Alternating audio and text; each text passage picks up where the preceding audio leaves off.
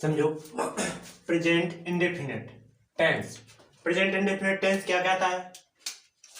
इसमें हमेशा पहचान क्या होती है, इसको पहचानने का तरीका क्या होता है वो मैं बता रहा हूं। और मैं ऑल वीडियो, आप मेरे चैनल को सब्सक्राइब कर लीजिए, तो मेरी all video playlist by playlist में क्रम अनुसार डली हुई हैं, जो कि आपके लिए इंग्लिश पढ़ने में बहुत ही आसानी लगेगी। यदि मेरी पूरी प्लेलिस्ट बाय प्लेलिस्ट की पूरी वीडियो पढ़ लेते हो तो आप लोगों के लिए जी टेंस तो आप भूल ही जाओ। टेंस तो हमेशा इतनी ही आ जाएंगे, तुम्हारे इतनी आ जाएंगे कि तुम इंग्लिश का अर्थ लगाना सीख जाओगे। ठीक, चलते हैं वीडियो पर।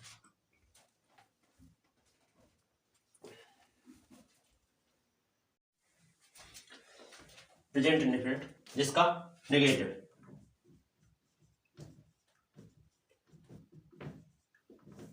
ठीक, तो इसमें पहचान क्या होती है? पहचान ता है, ती है, ते है, ता आदि शब्द वाक्य के अंत में आते हैं। इसके बाद इसकी सहायक क्रिया,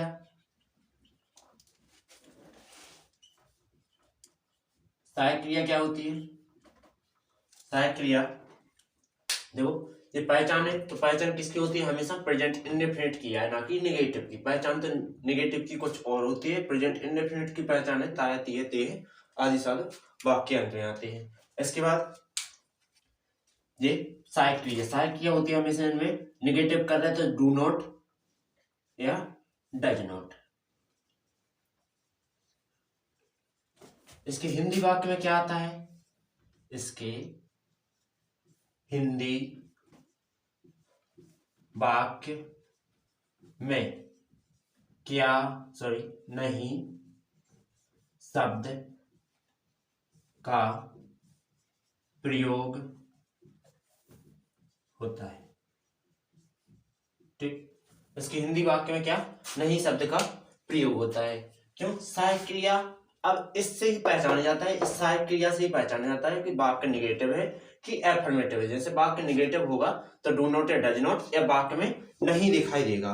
और प्रेजेंट इंडेफिनिट को पहचानना होगा तो वाक्य के अंत में तुम्हें ताहे तीहे दिखाई देगा, जो कि क्या कहलाता है? लास्ट में तो जो शब्द दिखाई दे तभी तुम्हारा क्या होगा? प्रेजेंट इंडेफिनिट है। लेकिन डू नॉट या डज नॉट दिखाई दे तो वो तुम्हारा प्रेजेंट इंडेफिनिट का नेगेटिव है। इसके बाद आगे क्रिया, क्रिया क्या होती है? क्रिया होती है do not, sorry first from, first from. इसके बाद फर्स्ट फ्रॉम साइड क्रिया होती है, सॉरी क्रिया होती है। इसके बाद चलते हैं अपन यहाँ, देखो डू नॉट का या डज नॉट का प्रयोग दोनों में एक साथ तो करेंगे नहीं। ठीक, जैसे मान लीजिए स्ट्रक्चर ले दे पहले, स्ट्रक्चर, तो इसमें क्या होगा? कर्ता प्लस सहायक क्रिया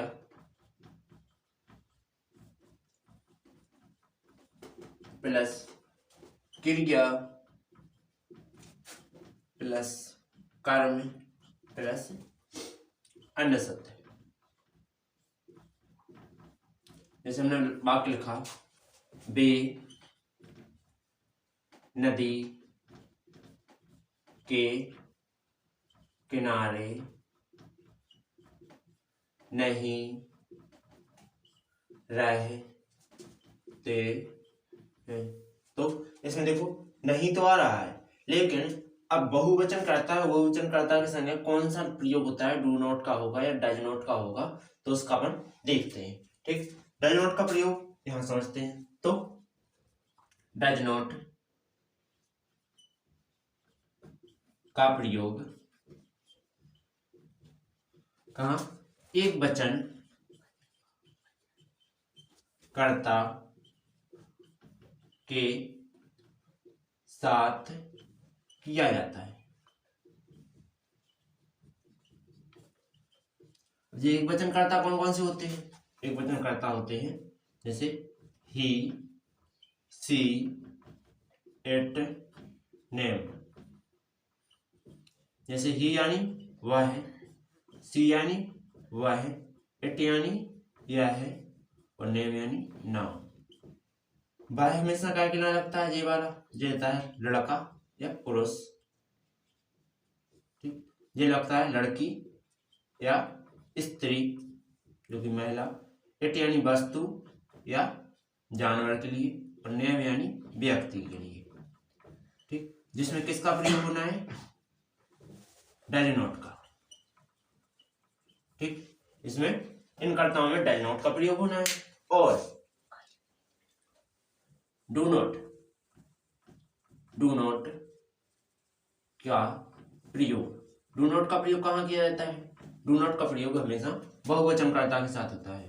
बहुवचन कर्ता के साथ डू नॉट का प्रयोग होता है। जैसे आई, यू, वी, दे। तो ये क्या है? आई यानी मैं, यू यानी तुम, वी यानी हम, दे यानी वे।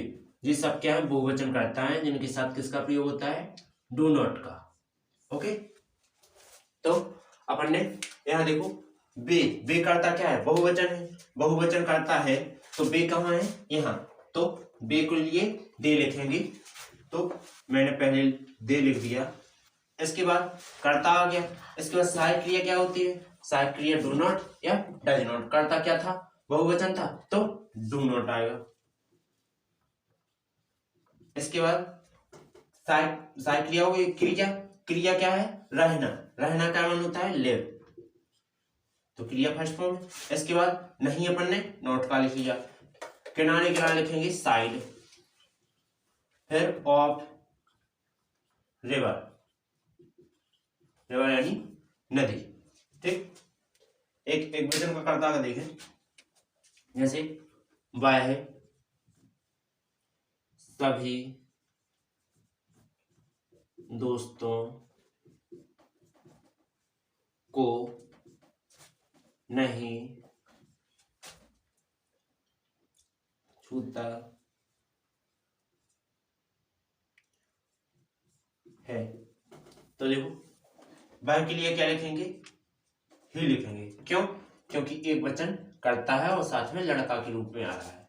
इसके बाद वहां सहायक क्रिया क्या आ रही है? सहायक क्रिया आ रही है, देखो डज नॉट। तो इसमें डज